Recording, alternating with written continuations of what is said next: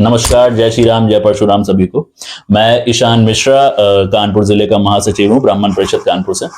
तो दोस्तों, हमने ब्राह्मण परिषद कानपुर के ग्रुप में एक सर्वे करवाया था। उस सर्वे के जरिए हमारे पास कुछ सवाल हैं जो लोगों ने उठाए थे, जो हमारे ब्राह्मण परिषद के ग्रुप ने उठाए थे। तो वो सारे सवालों का आज मैं जवाबदेही के लिए आज हमारे बीच ब्राह्मण परिषद उत्तर प्रदेश के कानपुर जिले के अध्यक्ष जी मिस्टर अमित अवस्थी जी आए हुए हैं। तो आप सभी के सारे सवालों का जवाब, सारे सवाल हमने निकाल के अपने पास रखे हुए हैं। वो सारे सवाल हम अवस्थी जी से पूछेंगे। अवस्थी जी के बारे में ऐसा बोला गया है कि इन्होंने काफी वेद ग्रंथ और काफी किताबें पढ़ी हैं, काफी मतलब उपनिषद भी पढ़े हुए हैं। तो बस मुझे लगता है कि अवस्थी जी से सही इन सवालों के लिए जवाबदेही के लिए कोई और व्यक्ति हो नहीं सकता मेरी नजर में। तो अवस्थी जी आइए, वेलकम है आपका। धन्यवाद। तो स्वागत है आपका हमारे इस पॉडकास्ट में। और मैं सवालों पे आता हूं बिना ज्यादा समय गवाए। तो एक बहुत ही कॉमन सवाल है जो काफी बार आया है ग्रुप में कि ब्राह्मण परिषद जैसे ग्रुप की, जैसे संगठन की, इसकी क्या हमें सही में कोई जरूरत है? कि इसका कोई ठोस प्रभाव होने वाला है या फिर ये भी अन्य ग्रुप्स की तरह बस एक व्हाट्सएप ग्रुप बन के रह जाएगा? नहीं, मतलब हम लोग का एक उद्देश्य है ब्राह्मणों को एक करना। और हम और हमारा संगठन ब्राह्मण, वो सर्वोपरि हो, 20 विश्वा 18 विश्वा, कोई भी कान्य कुछ हो, हम ये मानते हैं कि जितने भी ब्राह्मण हैं वो सभी मेरा परिवार है।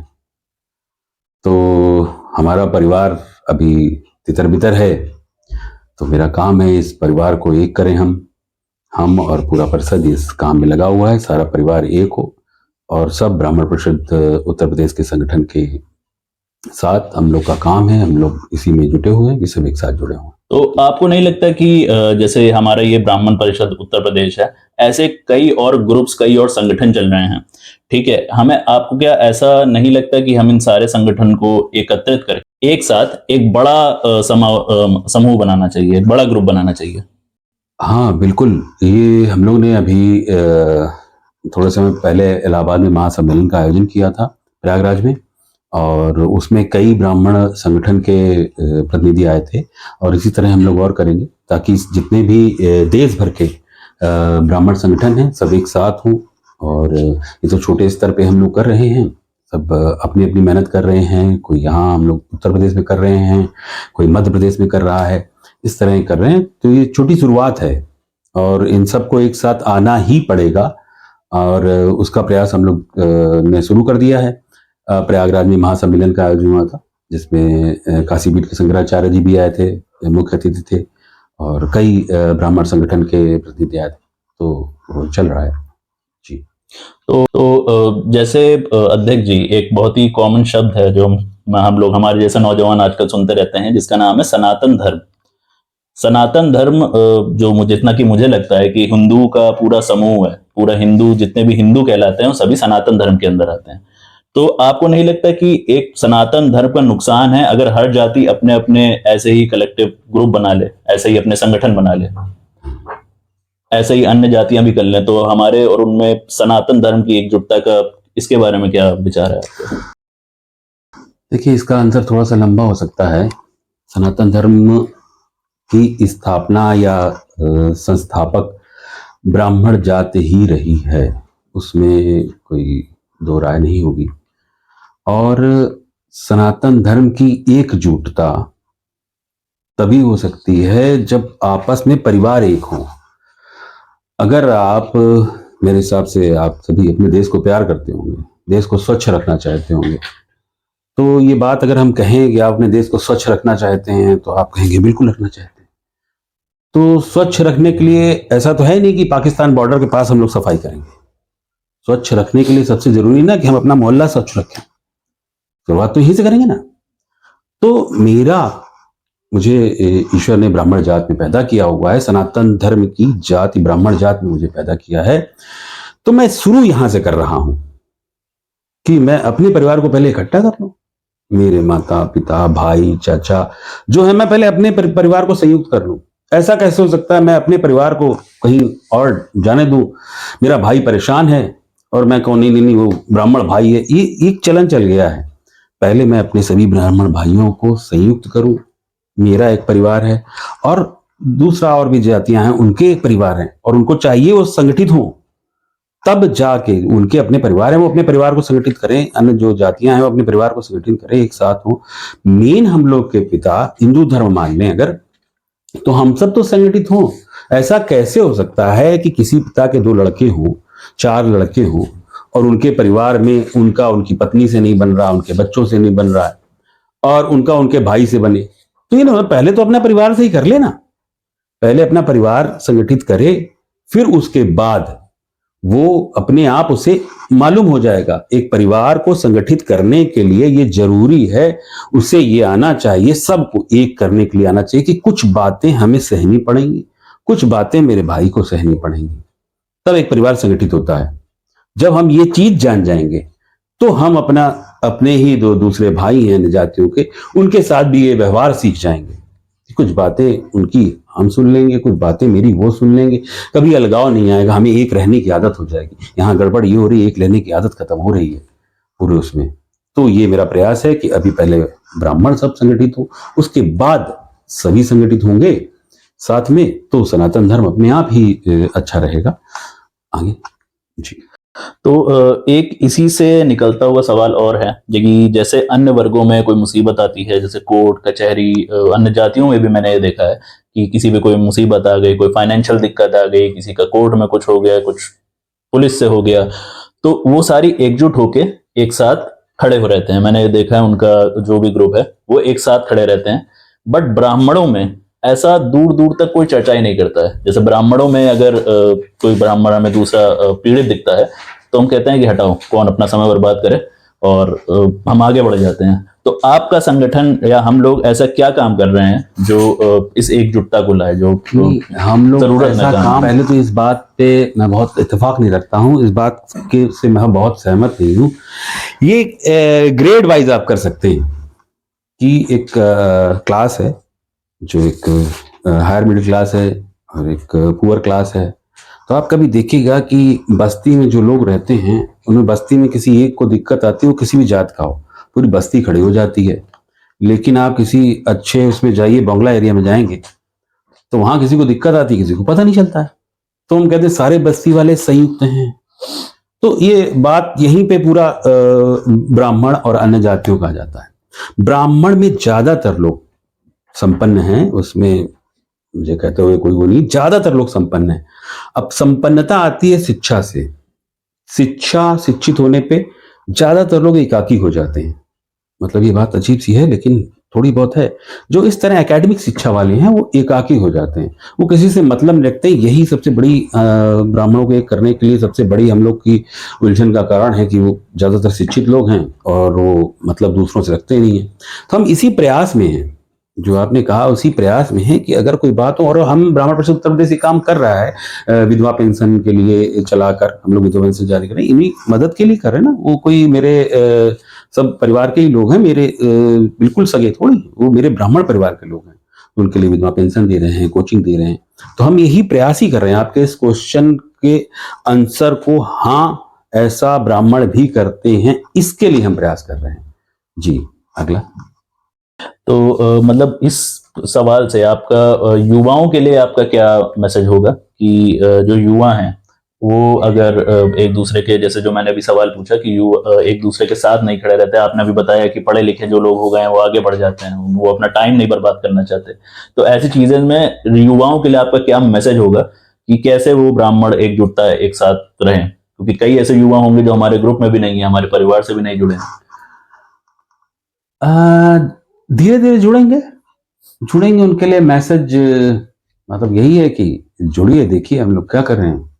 और आज के युवा बड़े अच्छे हैं, शिक्षित हो रहे हैं और वो अच्छे हैं, वो समाज को कुछ देना चाहते हैं, तो अच्छा है वो। मतलब इनको जोड़ने का ही प्रयास चल रहा है और काफी युवा जुड़ रहे हैं, ना भी युवा है हमारे साथ हैं, तो काफी युवा जुड़ रहे हैं।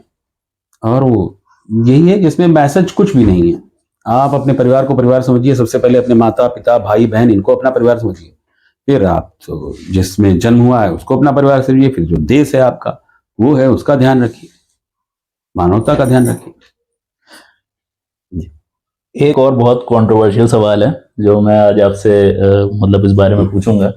तो वो सवाल ये है कि अक्सर हमने सुना है, हमें ताने भी मिले हैं इस बातों के, और काफी लोग ऐसा मानते हैं कि जो ब्राह्मण है वही एक समय से अंतर जाति विभाजन में उनका बड़ा योगदान है। ब्राह्मण छूत अछूत मानते थे, ब्राह्मण उस कुर्सी पे नहीं बैठते थे जहां कोई कास्ट वाला या कोई ऐसा बैठा हो। तो इस मामले में आपका क्या मतलब कहना क्या है आपका, कि क्योंकि ब्राह्मणों पे इतना बड़ा आरोप है कि वो शुरू से विभाजन करते आए हैं और आप एक ऐसा संगठन चला रहे हैं जो सिर्फ ब्राह्मणों के लिए है, तो क्या कहना चाहेंगे सर? देखिए ऐसा है कि मुझे अगर ब्राह्मण शासकों की गिनती की जाए तो शायद सम्राट अशोक चंद्रगुप्त मौर्य के वंशजों के बाद एक ही ब्राह्मण शासक रहा है, पुष्यमित्र शुंग। उसके बाद कोई ब्राह्मण शासक रहा नहीं जिसने बहुत वैसा शासन किया हो।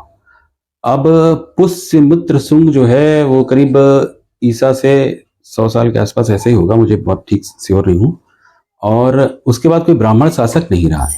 अगर ये कहा जाए कि ब्राह्मणों ने जातियों में छुआछूत मान ली है, जब ब्राह्मण शासक मंडल में नहीं रहे, शासक नहीं रहे, तो ये बात अजीब है कि ब्राह्मण ने अपने आप को सबसे श्रेष्ठ बना लिया और शासक ज्यादातर क्षत्रियों ने किया है या और भी अन्य जातियों ने किया है, चतुर्थ वर्ण के लोगों ने भी किया है शासक।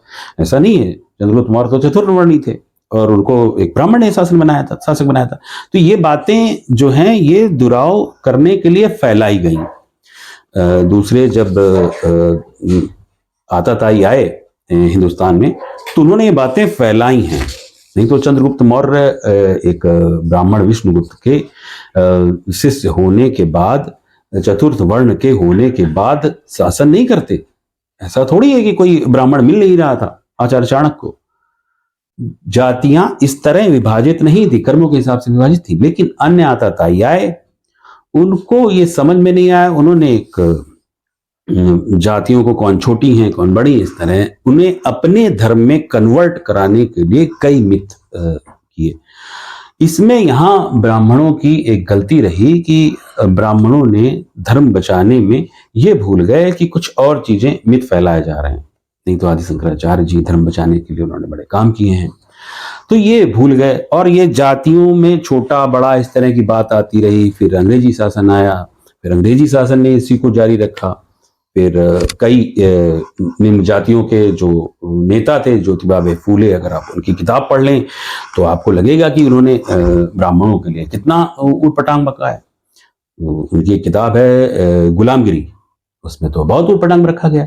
तो अब ब्राह्मण ये कहते कि कोई ज्योतिबा फूले जैसे लोग ऐसे बोल रहे हैं, कैसे लिख दी किताब अगर ब्राह्मणों का वर्चस्व चल रहा था? कैसे किताब प्रकाशित हो सकती है? सर थोड़ा सा माफ कीजिएगा, डिस्टर्ब कर रहा हूँ, आप थोड़ा सा बताएंगे उस किताब में क्या ऐसा वो लिखा था? उस किताब में हम लोग के जितने भी देवी देवता हैं उसके लिए केवल गालियों का शब्द, गालियां इस्तेमाल की गई हैं। अगर आप गुलामगिरी पढ़ेंगे तो शुरुआत में ही वो मराठी में या गुजराती में लिखी गई है और उसका हिंदी संस्करण बहुत सस्ते उसमें मिल जाता है, और उसमें केवल गालियां लिखी गई हैं। भगवान ब्रह्मा के लिए बहुत गंदी गाली लिखी गई है और ब्राह्मणों के लिए गालियां लिखी गई हैं, जबकि किताब आराम से बिकती है।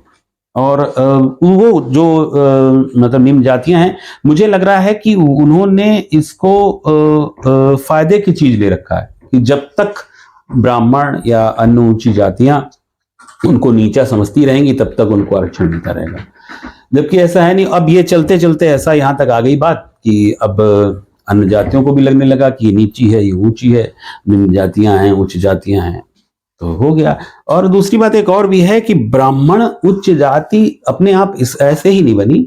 ब्राह्मण का काम था शिक्षा, जो सबसे कठिन काम है, शिक्षा ग्रहण करना। तो सबने मान लिया। अब किसी से भी कहा जाए सबसे कठिन काम क्या होता है तो पढ़ाई होती है। पढ़ना सबसे कठिन काम है। आप तलवार चलाना सीख सकते हैं प्रैक्टिस से, आप तलवार तो प्रैक्टिस से सीख सकते हैं, आप व्यापार प्रैक्टिस से सीख सकते हैं, बाप ने बनाया और पिता ने कर लिया। आप झाड़ू लगाना प्रैक्टिस से सीख सकते हैं, तीली जोड़ी और झाड़ू बन गई और झाड़ू लगा दी।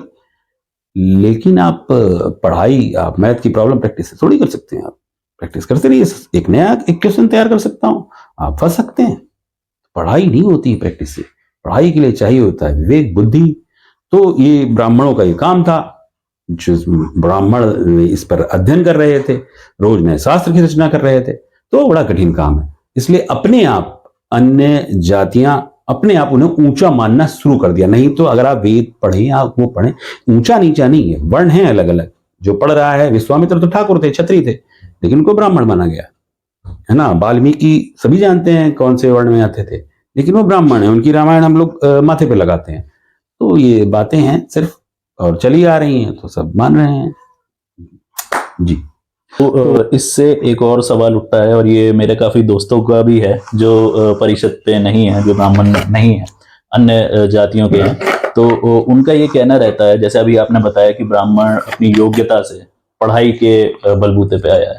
तो युवाओं का ये सवाल है कि अगर कोई युवा अन्य जाति का हो और वो भी पढ़ाई में, जैसे ब्राह्मण अपने कर्म से होता है, यही बात आपने अभी बताई, तो जैसे अन्य जाति का कोई है, वो अगर पढ़ाई में, ग्रंथों में, या आपकी तरह ग्रंथों में रुचि रखता हो, उसने भी वेद पढ़े हो, तो क्या आप उसको अपने संगठन में शामिल करना चाहेंगे?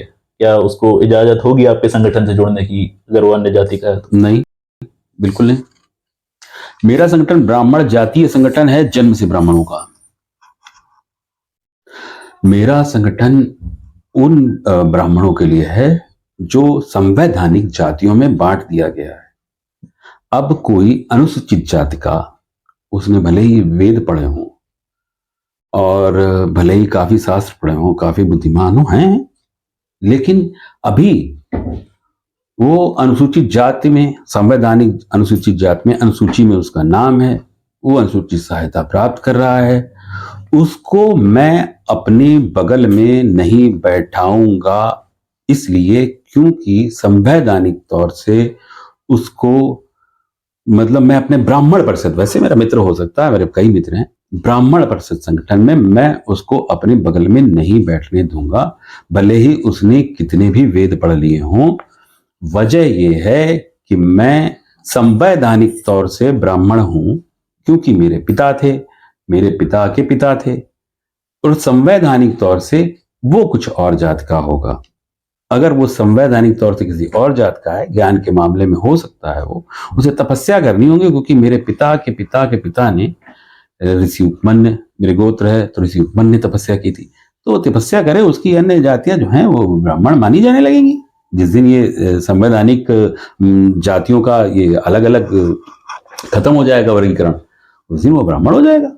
और अभी तो जाति कर्म के हिसाब से कहाँ मान रहा है भारतीय संविधान, अभी तो जाति जन्म के हिसाब से मान रहा है। तो मैंने जो ब्राह्मण परिषद उत्तर प्रदेश जो हमारी संस्था है, वो जन्म के हिसाब से जातियां मान रहे हैं हम लोग, क्योंकि हम लोग हैं सब भाई बहन, तो हम उन्हीं को भाई बहन मान रहे हैं, उनके खून में बह रहा है, उनके डीएनए में ब्राह्मणत्व है, तो उनको मान रहे हैं। वो पढ़ लेता है, अच्छी बात है, पढ़ ले, ग्रंथ तो पढ़ रहे हैं, कई धर्म के लोग पढ़ रहे हैं, उनको ब्राह्मण थोड़ी मान सकता मैं, तो थोड़ी सी दिक्कत इसमें आएगी। अध्यक्ष जी, आपको ऐसा लगता है कि आने वाले कई सालों बाद ऐसा होगा कि जातियां कोई मायने ही नहीं रखती हैं, हम बस अपने पहले नाम से जाने जाएंगे? क्या आपको ऐसा लगता है आने वाले कुछ सालों बाद, या कई सालों बाद, 100 सालों बाद ऐसा कुछ होगा, ऐसा कुछ आएगा, खासकर हिंदुस्तान जैसे उसमें, कंट्री में, जहाँ पे इतनी अन्य जातियां भी रहती हैं और हिंदुस्तान विभाजित है जातियों से, तो ऐसे देश में क्या आपको ऐसा लगता है कि आने वाले समय में ऐसा हो पाएगा कि जब हमें ऐसे संगठन की भी जरूरत ना हो और सब एक समान हो, सब एक जाति हो जाना चाहिए। अगर संगठन की जरूरत तो नहीं होनी चाहिए, और ये दो अलग अलग हैं। अगर ब्राह्मण संगठन की जरूरत इसलिए नहीं होनी चाहिए कि अगर मैं अपना काम ठीक से कर रहा हूं, आप जैसे युवा अपना काम ठीक से कर रहे हैं, और जो भी युवा ब्राह्मण संगठन में जुड़ रहे हैं, ब्राह्मणों को संगठित कर रहे हैं, वो अपना काम ठीक से कर रहे हैं, तो उनके आने वाली पीढ़ी अपने आप संगठित ही हो जाएगी। तो आने वाले 50 साल में किसी भी इस तरीके के संगठन की आवश्यकता नहीं होनी चाहिए ब्राह्मण जातीय संगठन की। फर्स्ट थिंग ये रही बात इसकी कि आने वाले समय में जातियां नहीं होनी चाहिए, बिल्कुल सही बात है। आने वाले समय में आधुनिकता जो है वो बढ़ रही है, आधुनिक हो रहे हैं, सभ्य समाज की स्थापना हो रही है, जाति की कोई आवश्यकता रह नहीं गई है। अब ये बात मैं ब्राह्मण होके कह सकता हूं, बड़ी अच्छी लगती है, जाति की कोई आवश्यकता नहीं रह गई। लेकिन जो अपनी जाति से सरकारी फायदा जिनको मिल रहा है, वो चाहते हैं कि नहीं चाहते हैं जातियां होनी चाहिए, उन पर डिपेंड है। अब ये बॉल जो है उनके उसमें है, कोर्ट में, कि वो ये चाहते हैं कि जातियां होनी चाहिए कि नहीं। अगर वो नहीं चाहते हैं, और मुझे लगता है शायद राजनीति इतनी अच्छी होगी, राजनीति का स्तर आने वाले समय में हम लोग के बच्चे और उनके बच्चे इतना अच्छा कर देंगे कि ये जातियों की राजनीति बंद हो जाएगी, धर्म की राजनीति बंद हो जाएगी। तो 50 सालों में नहीं तो 75 सालों में ऐसा हो जाएगा, जात नाम की कोई चीज नहीं रह जाएगी। मानवता इतनी विकसित हो जाएगी, जात नाम की कोई चीज नहीं रह जानी चाहिए, और ईश्वर ने चाहा तो ऐसे ही होगा, सभी एक होंगे। तो एक चीज और मैं आपसे मतलब पूछना चाहूंगा अवस्थी जी। तो ऐसा है कि मैं एक सॉफ्टवेयर कंपनी में काम करता हूं, और मेरे जैसे कई युवा होंगे जो ऐसी बड़ी बड़ी कंपनियों में काम करते हैं, नाम नहीं लेना चाहूंगा। तो आजकल एक बहुत ही बड़ा ट्रेंड देखने को मिल रहा है, बहुत ही मतलब ज्यादा देखने को मिल रहा है कि ब्राह्मण लड़कियां अन्य जातियों में विवाह कर रही हैं, और ब्राह्मण लड़के मतलब जितना जितना मुझे आइडिया है कुंवारे बैठे हैं, क्योंकि ये जो कॉर्पोरेट का कल्चर है ये एक तरीके से हमारी जाति को अलग करके हमें एक साथ उसी मंच पे एक साथ काम करने का अवसर देता है। तो ऐसे माहौल में क्या आपको लगता है कि ये ऐसा क्यों हो रहा है? ऐसा मतलब ये क्या ये गलत नहीं है कि ब्राह्मण लड़के ऐसे बैठे हैं और लोग कास्टिज्म को हटा के अन्य जाति विवाह कर रहे हैं, और लड़कियां भी, ब्राह्मण लड़कियां भी अन्य जाति के लड़कों के साथ विवाह कर रही हैं? तो इस मामले में आपका क्या राय है? नहीं, देखिए, कभी आपका क्वेश्चन था जातियां खत्म हो जाएंगी, तो जातियां खत्म तो ऐसे ही होंगी जब सभी जातियों के बच्चे आपस में शादियां कर रहे होंगे, तो धीरे धीरे जातियां खत्म हो जाएंगी। लेकिन ये अगर ये कहा जाए ब्राह्मण की लड़कियां अन्य जाति को लड़कों से शादी कर रही हैं या अन्य धर्म के लड़कों से शादी कर रही हैं, उसमें काफी प्रतिशत है, ज्यादा प्रतिशत है ब्राह्मण की लड़कियों का। वजह उसकी ये है कि ब्राह्मणों के लड़के जो हैं, ज्यादातर ब्राह्मणों के लड़के वो एक अच्छे परिवार में रहना जानते हैं, और लड़कियों को वो लड़के उतने आकर्षित नहीं लगते जो अपने माता पिता या भाई इन सब के साथ रह रहे हों। लड़कियों को एक स्वतंत्र और फ्री लड़के अट्रैक्ट करते हैं, टीन एज में खासतौर से, किशोरावस्था में। अब किशोरावस्था या 20-22 की उम्र में वो ज्यादा एक्टिव होता है, वो लड़का, वो जो घूम रहा है सड़कों पे, और उसको लड़कियां पसंद कर लेती हैं। अब जो ब्राह्मणों का लड़का है वो पढ़ रहा होगा, 20-22 साल का ब्राह्मणों का लड़का पढ़ाई कर रहा होगा, ज्यादातर उसमें है कि 20-22 साल का पढ़ रहा होगा घर में, वो सड़कों पे घूमता बहुत मुश्किल से मिलेगा। उसका पिता आएगा, वो चाहे वो उसका पिता 10,000 रुपये महीना कमाता हो या 10 लाख रुपए महीना कमाता हो, उसका पिता उस पर नजर रखता है कि तुम क्या कर रहे हो, तुम कहाँ घूम रहे थे, तुम गाड़ी लेके कहाँ गए थे। अब अन्य जातियों में ये चीज थोड़ी सी कम है, अन्य धर्म में तो ये नहीं के बराबर है, काफी बच्चे पैदा करते हैं वो, तो उनके कितने बच्चे सड़क पे घूम रहे हैं। अब जो लड़कियां हैं तो उनको तो वही नजर आ रहे हैं सड़क पे। अब एक एज है, किशोरावस्था है, और लड़कियों का हो या लड़कों का हो, हार्मोनल चेंज हो रहे होते हैं, आकर्षण बढ़ रहा होता है अपोजिट सेक्स के लिए। अब सड़क पे तो दिख रहा होगा तो उसी में तो चूज करेंगे ना, तो सड़क पे तो वही दिख रहा है जो आवारा है। अब वो ज्यादातर ऐसा भी होता है कि कई अच्छे घरों की लड़कियां ड्राइवरों के साथ चली जाती हैं, ड्राइवर उसको दिख रहा है, और जो अच्छे लड़के हैं वो तो पढ़ाई कर रहे थे, वो तो इंजीनियरिंग की तैयारी कर रहे हैं बैठ के, वो घूम रहे हैं। तो एक ये वजह है। और दूसरी, जैसे कि कॉर्पोरेट कल्चर की बात करें, तो कॉर्पोरेट कल्चर वही लड़के, जो लड़कियां हैं वो अपने साथ के कलीग को पसंद कर रही हैं। वो ऐसा नहीं है कि वो कलीग के साथ रह रही हैं, वो किसी जात, वहां कॉर्पोरेट कल्चर में जात है नहीं, और होनी भी नहीं चाहिए। कोई इसमें पाप नहीं है कि अगर कोई ब्राह्मण की लड़की, और ये इसमें पाप तो नहीं है। कॉर्पोरेट कल्चर या जॉब वाले लड़के या लड़कियां अगर ये इंटरकास्ट मैरिज करते हैं, तो मैं ब्राह्मण परिषद होने के बावजूद मैं कहता हूं कि इसमें मुझे कोई गलत नहीं है, अगर मेच्योर माइंड के साथ ये काम कर रहे हैं, अगर मेच्योर माइंड के साथ ही और ये काम मेच्योर माइंड के साथ ही करना चाहिए। खासतौर से मैं ब्राह्मण लड़कों से कहूंगा कि इस काम को करें और मेच्योर माइंड के साथ ये काम करें, और पसंद करें। और ये सब जातियां आती हैं ना सर, ब्राह्मण लड़कियों को थोड़ी सी दिक्कत आने वाली है। यहाँ दो बातें हैं, अगर मैं आपकी इजाजत चाहूंगा कि अगर इस क्वेश्चन को आंसर को थोड़ा सा लंबा हो जाए तो बिल्कुल बिल्कुल हाँ बिल्कुल अध्यक्ष जी। देखिए, ऐसा है कि लड़कों और लड़कियों में, ये हिंदू धर्म में एक चीज बड़ी अजीब चली आ रही है। लड़की को लड़के के घर में आके रहना पड़ता है। अब उस लड़की को लड़के का कल्चर अपनाना ही पड़ेगा, हिंदू धर्म हो या मुस्लिम धर्म हो या कुछ भी धर्म हो। हिंदुस्तान में ये है, पाश्चात्य देशों में होता है कि लड़का लड़की चले गए दूसरा कहीं रहने लगे। अब लड़के का एक कल्चर है, वो ब्राह्मण होगा तो उसके यहाँ हो सकता है कि सुबह नहाते हो, सब उसके बाद पूजा करते हो, उसके बाद खाना खाते हो। अब लड़की आएगी तो वो एडजस्ट उसे वैसे भी करना है। एक लड़की ब्राह्मण की आ रही है, सरयू पारी ब्राह्मण की कान्यकुब्ज में आ रही है, तो उसके यहाँ हम लोग सरयू पारी में नारंगी सिंदूर लगाया जाता है, कान्यकुब्ज में शायद डार्क कलर का सिंदूर लगाया जाता है। तो लड़कियों को एक कल्चर में ढलने की एक आदत उसके मम्मी पापा सिखा चुके होते हैं, तो इस कल्चर में ढलने की आदत वो करती, ढलना शुरू कर देती है कि चलो ये नारंगी सिंदूर लगाया। अब कल्चर बिल्कुल डिफरेंट जब होगा, वो लड़की आ रही है उस घर से, ब्राह्मण के घर से, और वो जा रही है किसी ऐसे घर में जहां बिना नहाए खाना खा रहे हैं और मीट खा रहे हैं। अब वो लड़की ढलेगी नहीं। सही बात। अब वो लड़का उसको ढलवाने की पूरी कोशिश करेगा। वो लड़की कहेगी मैंने तुमसे मोहब्बत प्यार इश्क किया था, तो चलो अलग रहें। अब वो लड़का कहेगा मैं मम्मी के साथ रहूंगा, पापा के साथ रहूंगा। अब वो लड़का अपनी जगह बिल्कुल ठीक है, वो लड़की अपनी जगह भी ठीक है। उसने अपने पापा अपनी मम्मी को सुबह नहा के पूजा करके अगरबत्ती जलाने के बाद कुछ भी एक चाय तक पीते देखा है। तो उस लड़की, और ये होता है इस तरीके के। तो ये कह रहा था कि जब लड़की आएगी तो उसको बहुत सारी चीजों में विरोधाभास होगा उसके साथ। अब उसकी माँ ने जितना भी सिखाया हुआ एडजस्ट करना, लेकिन खान पान पहनावा ये सब एडजस्ट नहीं कर सकती। तो यहाँ पे इस विरोधाभास में लड़ाइयाँ शुरू होंगी। अब मैं क्या कह रहा हूँ कि ब्राह्मणों के लड़के अगर दूसरी लड़कियों से विवाह कर लेते हैं अन्य जातियों की, तो उनको ये चीज है कि ब्राह्मण के लड़के संस्कारी होते हैं ज्यादातर। अगर उस घर में कोई आएगी लड़की तो बिल्कुल वो अपने घर में जाके कहेगी, क्योंकि ये सभी को अच्छा लगता है, सुबह जल्दी उठना, नहा धो के खाना खाना, ये सब इससे आकर्षित होते हैं। पढ़ाई करना, ऐसा लोग कह सकते हैं कि नहीं नहीं मैं तो उठता हूँ 9 बजे, 10 बजे उठती हूँ, 11 बजे उठती हूँ।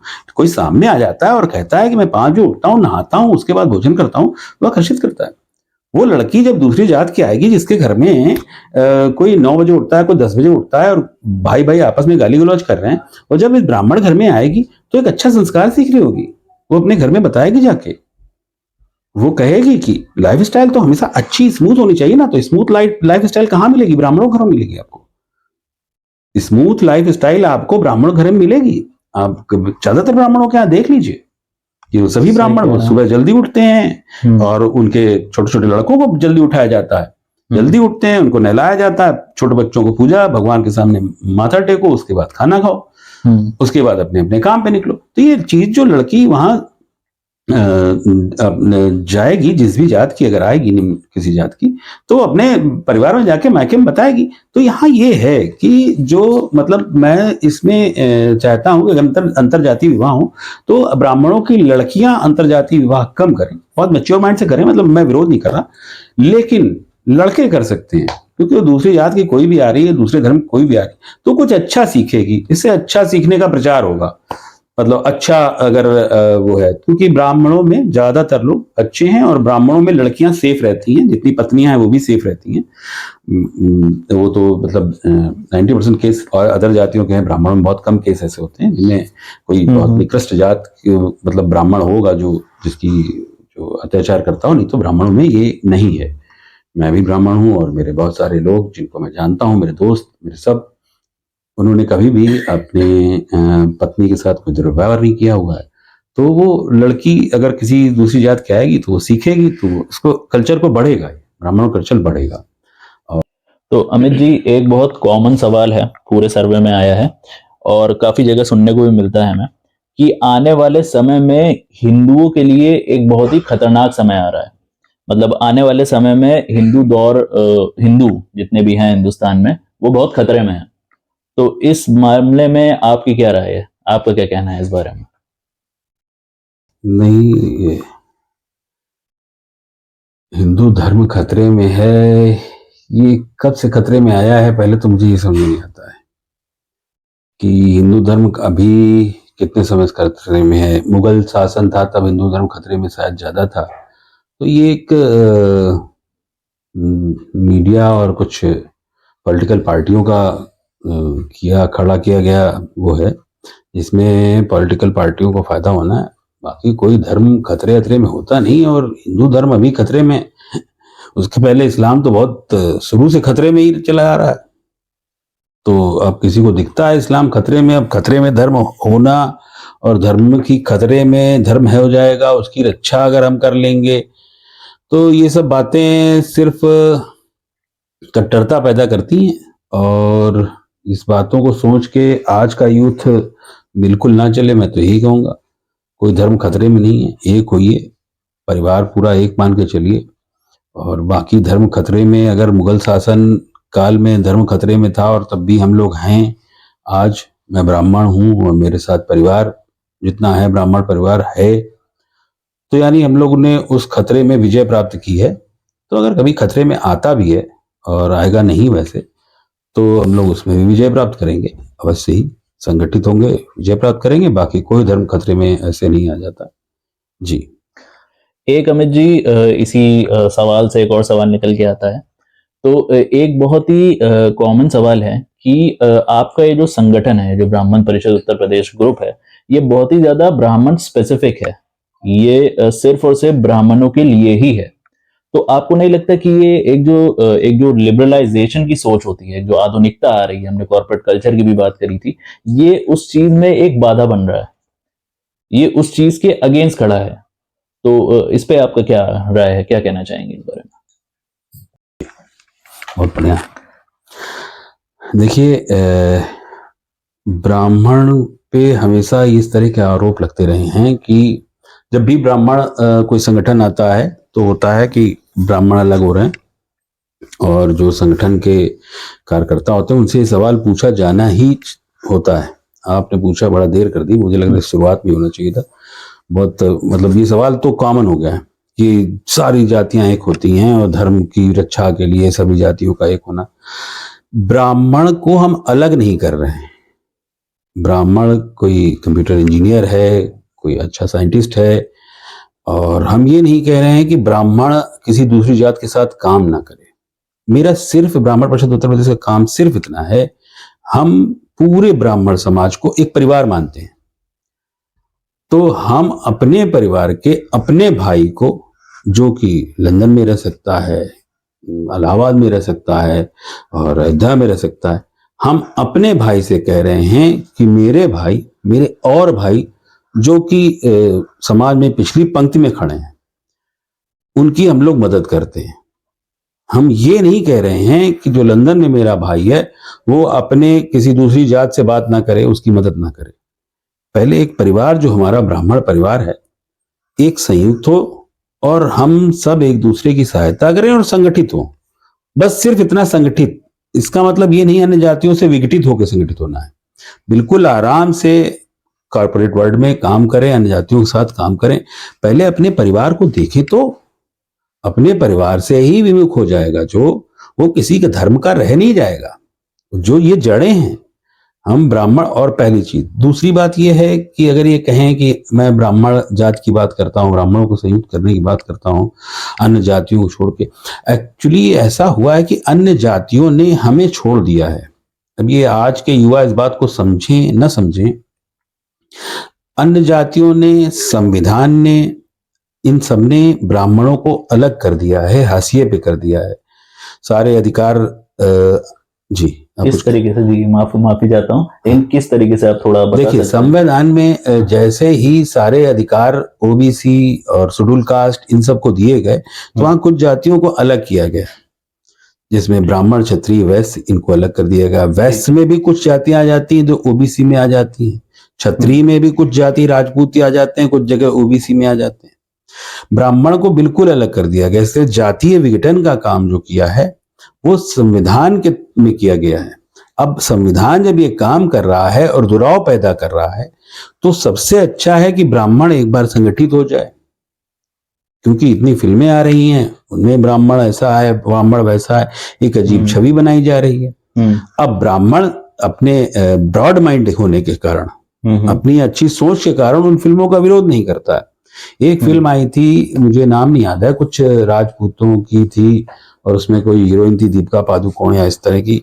तो उसमें वो राजपूतों ने बड़ा विरोध किया, पुतले उतले जला डाले। लेकिन ब्राह्मणों के शायद ही आपने कभी देखा हो कि ब्राह्मण संगठित होकर ब्राह्मण को दिखा देते हैं वो पोंगा पंडित है, वो चला जा रहा है ऐसे, और वो मंदिर से चुरा के केले खा रहा है, लेकिन ब्राह्मणों का विरोध नहीं किया। क्योंकि ब्राह्मण इस मामले में, मैं नहीं कहता विरोध करना चाहिए, बिल्कुल नहीं, ब्राह्मण यही तो ब्राह्मणत्व है, यही ब्रॉड माइंड है। लेकिन सवाल ये है कि कब तक आप चिढ़ाते रहेंगे और हम बैठे रहेंगे। हमारे बच्चों को भी खराब लगता है, कुछ थोड़ा हमें भी खराब लगता है, तो इसलिए संगठित कर रहा हूं। ये नहीं कह रहा हूं सबको छोड़ के आप मेरे साथ आइए, सबके साथ रहिए, तब भी मेरे साथ आइए, बस यही है। तो इसको थोड़ा सा क्लियर करते हैं अमित जी। तो जैसे एक कॉर्पोरेट में एक बंदा है और एचआर है, उसके पास 2 रेज्यूमेज आते हैं, एक ब्राह्मण का और एक नॉन ब्राह्मण का। तो आपके हिसाब से क्या उसको किस रेज्यूमे को ज्यादा प्रेफरेंस देनी चाहिए? तो अब थोड़ा सा इसको क्लैरिफाई करते हैं। जैसे एक युवा है, वो कॉर्पोरेट कंपनी में काम करता है और उसके पास 2 रेज्यूमेज आते हैं, एक ब्राह्मण का और एक नॉन ब्राह्मण का। तो आपके अकॉर्डिंग क्या उसे ब्राह्मण वाले रेज्यूमे को ज्यादा प्रेफरेंस देनी चाहिए नॉन ब्राह्मण के? अगर दोनों समान हैं, सेम एक्सपीरियंस, सब कुछ सेम, अगर देखिए दोनों समान हैं तो उसे ब्राह्मण को देना चाहिए काम। क्योंकि अगर इस तरह कॉर्पोरेट या इस तरह आता है, तो अगर आप प्राइवेट कंपनियां भी ये देखेंगी कि दोनों समान है और ब्राह्मण को क्यों नहीं देना चाहिए, सवाल ये है ब्राह्मण को क्यों देना चाहिए। अगर वो एचआर जो है वो ब्राह्मण है तो ब्राह्मण को इसलिए दे क्योंकि उसका ब्राह्मण कहीं ना कहीं से परिवार का है, ये मान के चले। और ब्राह्मण को क्यों ना दे, एक सवाल पर मैं सवाल पूछ रहा हूं कि आप मुझे बताएं कि ब्राह्मण को क्यों ना दे, ये सवाल ही क्यों होता है। एक चीज समान नहीं है, जातीय। तो वो जो ब्राह्मण एचआर है, वो ब्राह्मण एचआर अगर सब कुछ समान है तो बिल्कुल उसको चाहिए कि वो ब्राह्मण जात का है, वो ब्राह्मण जात को नौकरी दे दे। क्योंकि दूसरा जो है एक चीज में उससे अलग है, ब्राह्मण जात का नहीं है। तो इतने उसको अपनी तरफ से, हाँ, इतना उसको दे कि वो ब्राह्मण जात का, इसलिए उसको नौकरी दी जा रही है। इसमें कुछ गलत नहीं है।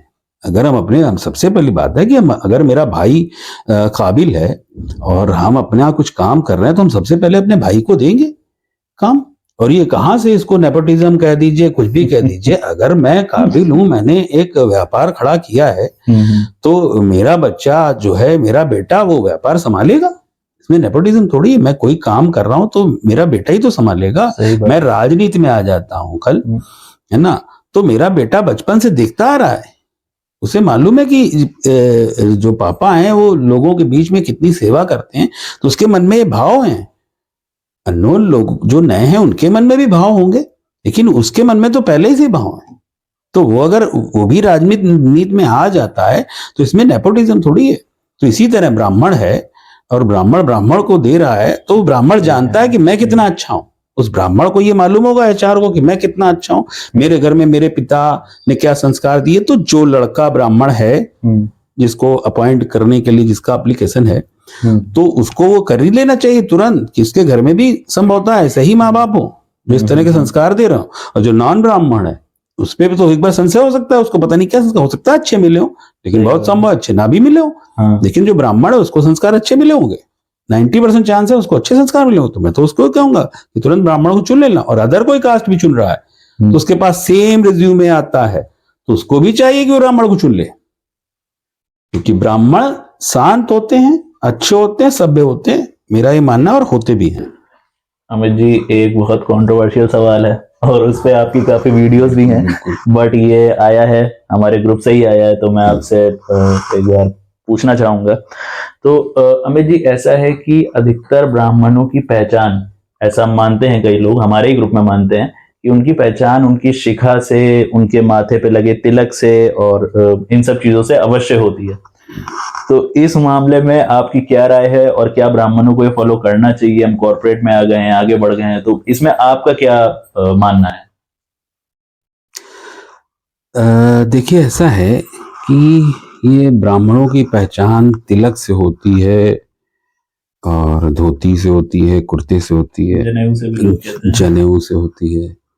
और इस तरह ये इतना रिजिड कर रहे हैं इसको, है ना, कि आप मतलब जो भी यहाँ रहते हैं सब जानते होंगे कि बहुत सारे भीख मांगने वाले हैं, और वो धोती कुर्ता टीका लगा के कमंडल लेके भीख मांगते हैं। और यहाँ कानपुर में मैं बता दूं, यहाँ गंगा किनारे वो नहाते धोते हैं और सारे कर्म करते हैं, शराब वराब पीते हैं, और फिर वो टीका लगा के भीख मांगते हैं। तो अगर ब्राह्मणों की पहचान है तो लोग उनको ब्राह्मण समझें, एक बात। दूसरी बात ये है कि बहुत सारे शेड्यूल कास्ट लोग और अन्य जातियों के लोग भी टीका लगा रहे हैं, चोटी रख रहे हैं, जय हिंदू जय सनातन कर रहे हैं, अच्छी बात है। ये टीका लगाना, चोटी रखना सनातन की पहचान मान ली गई है। अब लोगों में बहुत सारे ब्राह्मणों ने भी बहुत, उन्होंने अध्ययन तो किया नहीं है। ब्राह्मण चोटी तब रखता था जब अपने सर का मुंडन कराता था, और इस जगह पे हमारे शास्त्रों में लिखा है एक मस्तिष्क होता है जिसकी रक्षा के लिए बाल छोड़ दिए जाते थे। और ये सिर्फ हिंदू धर्म ग्रंथ में नहीं है, ये इस्लाम में भी है, ये क्रिश्चियनिटी में भी है, और पारसियों में भी है, कि यहाँ पे उनका मानना है कि एक मस्तिष्क होता है जिसकी रक्षा की जाती है। तो सभी अन्य धर्म यहाँ पे टोपी लगाए रहते हैं, आप देखें तो एक टोपी लगी रहती है। और हिंदू धर्म में ये होता था कि सब बाल छीले जाते थे विद्यार्थी, जब वो ब्रह्मचर्य काल में, जब वो गुरुकुल जाता था तो बाल छीले जाते, तो इतनी जगह वो छोड़ दी जाती थी। फिर जब गुरुकुल से वो गृहस्थ में आता था तो बाल बढ़ जाते थे। तब जब गृहस्थ में आता था 25वें वर्ष के बाद बाल बढ़ जाते थे। अब वो जो बाल बड़े हैं वो सिखा होते चले गए, उसने रखना शुरू किया, आचार्य सिखा रखते थे। अब उसके बाद और आगे बढ़े, जब वो वानप्रस्थ होता था, तब आप देख लें, चाहे ऋषि विश्वामित्र को देख लें या वर्णन देख लें उनका, जो कई जगहों पे लिखा हुआ है, वशिष्ठ का वर्णन देख लें, तो दाढ़ी, सर के बाल, सब कुछ, क्या वो ब्राह्मण नहीं थे? वो ब्राह्मण थे। पहली चीज ये हो गई कि सिखा की तो उपयोगिता खत्म हो गई। अगर सिखा रखने को कोई ब्राह्मण कहता है तो वो 7वें वर्ष पे, जब ब्रह्मचर्य काल शुरू होता है, वो गुरुकुल में जाए, सारे बाल छिलवाए, उतनी जगह छोड़ दे, वो सिखा स्वतः बन जाएगी। सिखा रखने की जरूरत नहीं, वो खुद ही बन जाएगी। वो सिखा ये आर्टिफिशियल कितने बाल हम छोड़ते जा रहे हैं, ये यूजलेस है। मतलब ये बाल रखना सिर्फ उस मस्तिष्क की रक्षा के लिए था, ये कोई पहचान नहीं थी। और तिलक की बात करते हैं तो तिलक, मेरे पास एक किताब है सिंबल ऑफ सेक्रेट्स, इस तरह, तो उसमें कम से कम 300 तरह के तिलक हैं और अलग अलग नाम हैं। 3 लाइन तिलक होती है, इस तरीके का कृष्ण जी का तिलक होता है। तो किसको तिलक मान ले कि ब्राह्मण का तिलक है? तो तिलक में यहाँ पे भी एक मस्तिष्क या आत्मा निवास करती है, एक इस तरीके की, तो औरतों को बिंदी और आदमियों को तिलक चला। अब देखिए, समय चक्र चल रहा है, वो चल रहा है, बहुत सारे कट्टरपंथी आते रहे और उन्होंने खूब रोड़े अटका लें, आप कुछ भी कर लें, समय चक्र चल रहा है, धरती घूम रही है, परिक्रमा कर रही है, समय चक्र चल रहा है। आप खूब ऑर्थोडॉक्स हो जाइए, आप खूब कट्टरपंथी हो जाइए कि नहीं सबको, इससे क्या होने वाला है? इससे ये होने वाला है, जो युवा आपसे मिलना भी चाह रहा है।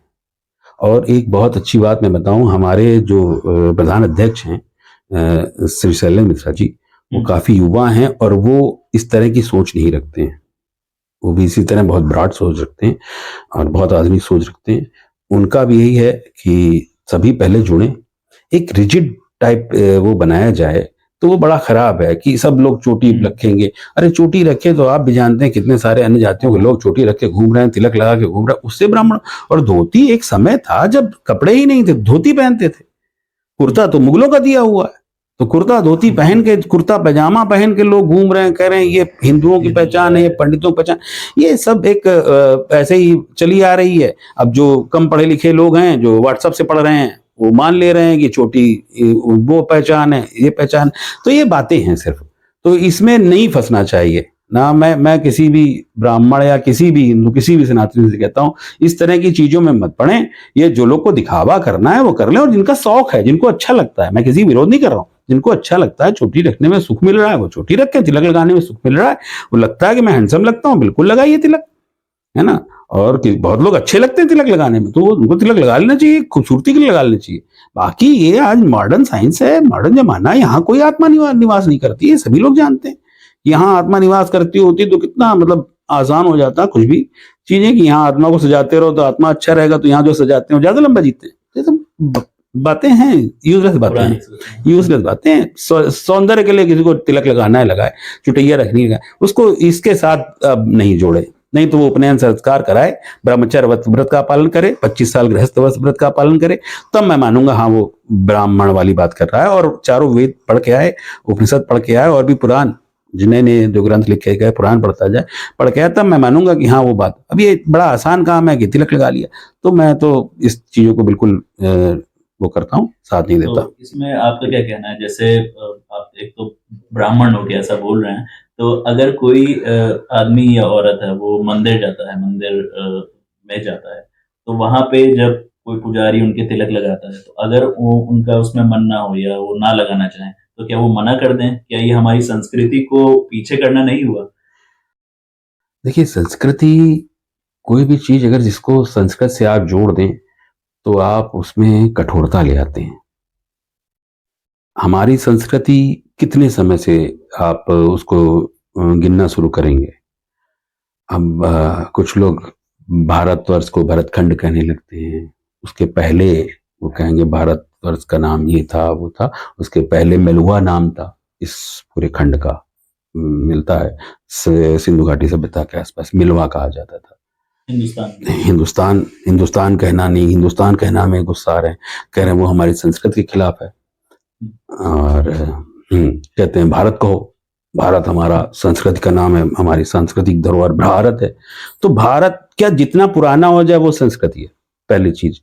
दूसरा ये कि अगर कोई आप मंदिर जा रहे हैं और कोई पुजारी आपको टीका लगा रहा है, तो आप टीका नहीं लगवाना चाहते हैं और आप पुजारी को रोक रहे हैं, ये संस्कृति के खिलाफ है। या तो आप मंदिर मत जाइए, और अगर आप जा रहे हैं, पुजारी आस्था रखता है, वो सोच रहा है कि टीका आपकी रक्षा करेगा। आप बहुत अच्छे साइंस जानते हैं, बहुत अच्छी बात, आप कहते हैं टीका रक्षा नहीं करेगा, तो आप मंदिर मत जाइए। संस्कृत खिलाफ ये है कि उस पुजारी का सम्मान आप नहीं कर रहे हैं। ये पुजारी के सम्मान में आप चुपचाप टीका लगवा लीजिए, आप सड़क पे जाइए, पहुंच दीजिए। लेकिन उस वक्त आप अगर उस पुजारी को इसलिए रोकते हैं कि टीका लगाना, अमित अवस्थी ने कहा है टीका लगाना कुछ नहीं होता, तो अमित अवस्थी ने ये नहीं कहा है। आप, ये संस्कृति हमारी है कि हम अपने से बड़ों की बेइज्जती नहीं कर सकते, इसको संस्कृत में रखिए। टीका लगाना संस्कृत नहीं है। संस्कृत ये है कि आपके मम्मी पापा अगर कहते हैं कि सुबह टीका लगा लो, तो आप उनकी बात मान लीजिए, आर्गुमेंट नहीं करिए। ये संस्कृति है कि आप अपने मम्मी पापा से आर्गुमेंट करें, ये संस्कृत नहीं है। संस्कृत ये उनसे बाप उनको समझा सकते हैं, कन्विंस कर लीजिए। कन्विंस करना, आर्गुमेंट करना दो अलग अलग चीजें। अगर आप आर्गुमेंट कर रहे हैं तो ये संस्कृत के खिलाफ है। आप उनको कन्विंस करिए, उनको बताइए ऐसी ऐसी बात है पापा, ऐसी ऐसी बात है मम्मी, वो समझेंगे, थोड़ा दिमाग होगा, धीरे धीरे समझेंगे। लेकिन आप उनसे पूरा विरोध करें, आप बताएं कि आप बहुत ज्ञानी हैं, तो ये संस्कृत खिलाफ। ज्ञान धीरे धीरे ही बढ़ता है। बच्चों का काम है माता पिता को ज्ञान दें, माता पिता को उलाहने ना दें। टीका साफ करना उलाहना है उस पंडित का, उस पुजारी का। टीका लगा लीजिए, बाहर साफ कर दीजिएगा, बस इतना ही। सर एक बहुत कॉमन सवाल है हम्म, और मुझे ऐसा लगता है ये सवाल ज्यादातर युवाओं से ज्यादा कनेक्ट कर पाएगा। एक बहुत ही पुरानी पुरानी क्या आजकल भी मतलब हमारे घर पे भी ऐसा बोला जाता है कि ब्राह्मणों की एक बुरी मतलब ब्राह्मणों की एक आदत है कि वो कभी मदिरा पान नहीं करते, मांसाहार नहीं करते और ऐसी चीजों से दूर रहते हैं। तो हमें और खासकर युवा पीढ़ी को ये बहुत सुनने को मिलता है कि अगर आप ब्राह्मण हो और फिर भी आप ऐसा कर रहे हो कि आप मदिरा पान कर रहे हो, मांसाहार कर रहे हो, तो आप ब्राह्मण कहलाने योग्य नहीं हो, क्योंकि ब्राह्मण कर्मों से होता है। तो इसमें आपका क्या राय है? क्या कहना चाहेंगे आप इस बारे में? बढ़िया बात है। देखिए ऐसा है कि ब्राह्मण से ये अपेक्षा की जाती है कि सारी जातियां हिंदू धर्म की ब्राह्मण को फॉलो करती हैं। अब वो आदिकाल से अभी तक चला आ रहा है। हम्म, आज भी अगर अन्य जातियां हैं तो आपके यहाँ आपकी माता जी से पूछने आती होंगी, आपकी दादी से पूछने आती होंगी कि एकादशी कब है, सकट कब है, इस तरह के त्योहार छोटे मोटे पूछने आते होंगे। अन्य जातियां जो भी हिंदू धर्म की हैं वो ब्राह्मण जाति को फॉलो करती हैं, जिसे कहें कि नहीं वो करने पर भी मतलब ब्राह्मण बिना कुछ बने ही टीचर हो गया अन्य जातियों का, अध्यापक। अब एक अध्यापक, अगर आप सोचते हैं आपके कॉलेज का अध्यापक आपको खूब शराब वराब पिए कहीं मिलेगा, मांस चबाता हुआ मिलेगा, तो आपको कैसा लगेगा? मैं आपसे सवाल पूछ रहा हूँ रियल में कि आपको कैसा लगेगा? आपका अध्यापक मांस शराब के नशे में मीट वीट खाता हुआ लड़कियों के साथ रंगरेलियां मनाता मिले, आपको कैसा लगेगा? वो दृश्य देखने में तो बहुत अटपटा और बहुत खराब ही लगेगा। बस यही अंतर है कि ब्राह्मणों से ये अपेक्षा की गई कि ब्राह्मण वो काम करें। तो ब्राह्मण के जितने भी ब्राह्मण हम लोग के पूर्वज थे, ऋषि मुनि, तो उन्होंने इस तरीके के काम में, पहला ये है कि ऐसा काम कि लोग जो हमारे पीछे अन्य जातियां हैं वो हमसे शिक्षा लें। हमें अध्यापक ही सोचा गया है, ब्राह्मणों को अध्यापक शास्त्र ज्ञानी समझा गया है कि वो जो बताएंगे अन्य जातियां उसका पालन करेंगी। तो एक अध्यापक बिल्कुल अच्छा नहीं लगेगा मदिरा पान किए हुए और व्यसन में डूबा हुआ। दूसरा, ब्राह्मण किसी का भी नुकसान न करे। ब्राह्मण वही है जो किसी जाने अनजाने, प्रत्यक्ष अप्रत्यक्ष रूप से किसी का नुकसान न करे।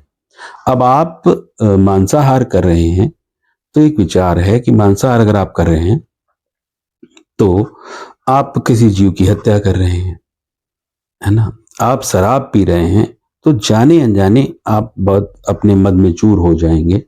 आप अपने परिवार का अहित कर सकते हैं, अपने आस पड़ोस वाले समाज का अहित कर सकते हैं। तो इसलिए शराब पीना नहीं चाहिए।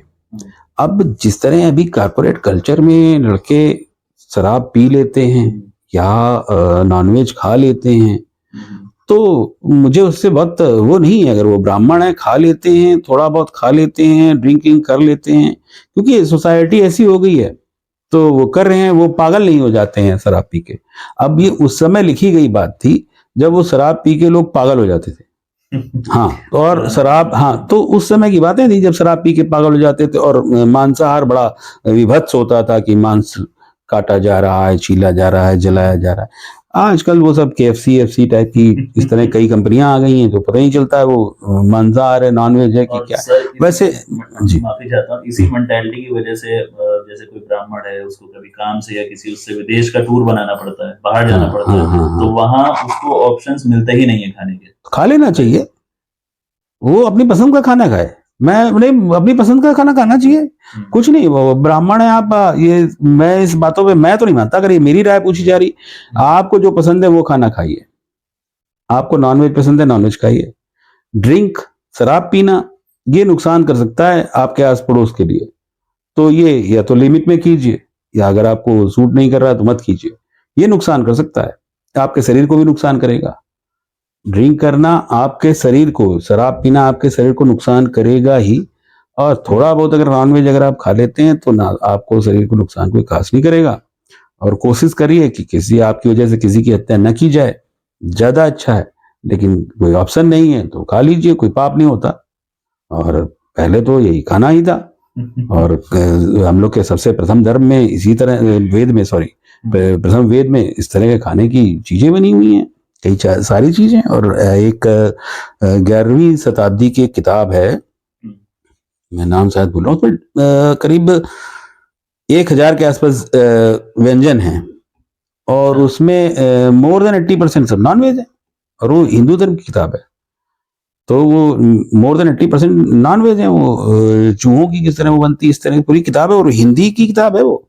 उसका नाम है कुछ मांस इस तरह करके है, मैं भूल रहा हूँ, लेकिन वो बहुत अच्छी किताब है। उसमें हर चीज ब्यूटिशियन के बारे में लिखा हुआ है, इस तरह के 100 पेज है उसमें। हाँ, तो ये बातें हैं, कर सकते हैं बहुत। तो मैं इसको नहीं इत्तेफाक रखता, और मैं चाहता हूँ अन्य ब्राह्मण जो हैं वो भी इन सब चीजों को इतना रिजिड नहीं बनाए, थोड़ा नॉर्मल होइए अपने उनके लिए, थोड़ा नॉर्मल होइए अपने नई पीढ़ी के लिए, बच्चों के लिए, हाँ, नए बच्चों के लिए, बिल्कुल बिल्कुल थोड़ा नॉर्मल होइए, उनको अच्छे संस्कार दीजिए। ये संस्कारों में नहीं आता है, खान पान संस्कारों में नहीं आता है जी। मैं एक आखिरी सवाल आपसे पूछना चाहूंगा, और ये सवाल सिर्फ मेरा है, ये ग्रुप में, बिल्कुल। हाँ, ये ग्रुप का नहीं है, ये सिर्फ मेरा सवाल है। तो इससे कंक्लूड भी करेंगे हम आज की पॉडकास्ट। तो सवाल ये है कि आप अन्य ब्राह्मणों को, जो हमारे ग्रुप से नहीं जुड़े हैं, अन्य युवा ब्राह्मणों को और ब्राह्मणों को, किसी भी एज का हो सकता है, ऐसा क्या संदेश देना चाहेंगे कि मतलब वो ब्राह्मण की प्रोटेक्शन के लिए आगे से आगे बढ़कर कदम रख के काम करे, जो आप कर रहे हैं अपने संगठन के जरिए? उन लोगों के लिए आप क्या ऐसा संदेश देना चाहेंगे? मैं तो यही कहूंगा कि जितने भी ब्राह्मण हैं, और जितने ब्राह्मण युवा हो, वृद्ध हो, महिलाएं हो, अगर वो अपने थोड़ा बहुत संपन्न है, जितने भी ब्राह्मण हैं, और अगर वो थोड़ा सा भी संपन्न है, युवा, महिलाएं और मेरी उम्र के लोग, उनको चाहिए कि सबसे पहले ब्राह्मणों को देखें और एक परिवार माने। ये आधुनिकता की दौड़ में, ये इसे कहा जाए कि मॉडल कल्चर है, और जात में नहीं मानता, इसमें मत पड़िए। जो लोग कह रहे हैं जात नहीं मानता, वो गैर ब्राह्मण हैं, और वो चाहते हैं कि आप ब्राह्मणों के लिए कुछ ना करें, आप अपने परिवार की तरफ ना देखें। तो मेरा यही आग्रह है सभी युवाओं से, महिलाओं से, और मेरी उम्र के लोगों से, और वृद्ध जो भी हैं, चल फिर सकते हैं, ब्राह्मणों को अपना परिवार मानिए, और उनके लिए जो कुछ अच्छा हो सकता है वो करें, और उनके साथ ईमानदारी बरतें। बस इतना ही। बहुत अच्छे विचार है अमित जी आपके, और बहुत अच्छा लगा आज आपसे बात करके। नहीं, हमें बहुत अच्छा लगा, और बहुत बढ़िया इंसान आप। तो मैं आशा करता हूँ कि आगे भी अमित जी से हमें ऐसे वार्तालाप का मौका मिलता रहे, और बाकी आपके जो भी सवाल हैं, जितने भी हैं, आप अपने ग्रुप में डालते रहिए, हम उसका एक दोबारा से पॉडकास्ट का भी कोशिश करेंगे। तो धन्यवाद, और अमित जी आपको भी बहुत बहुत धन्यवाद बहुत बहुत धन्यवाद हमारे साथ। तो जय श्री राम, जय परशुराम। जय परशुराम, जय।